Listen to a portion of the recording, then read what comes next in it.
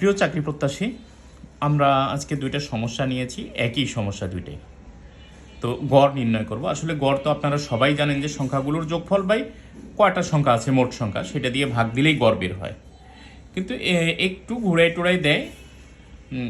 আপনারা দেখেন যে এইখানে বলছে যে এক্স ও ওয়াই মানের গড় হচ্ছে 9 এবং জেড এর মান 12 হলে এক্স ওয়াই এবং জেড এর মানের গড় কত। তাহলে এক্স আর ওয়াই মিলে কয়টা সংখ্যা? দুইটা।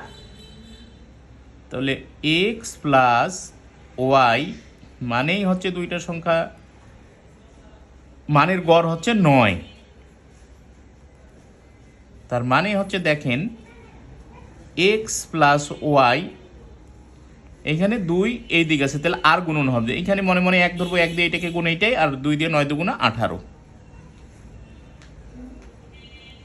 X Y. এখন বলছে এক্স ওয়াই জেড মানের গড় কত। অতএব x plus y plus z কয়টা সংখ্যা? 3টা। 3 দিয়ে ভাগ দেব।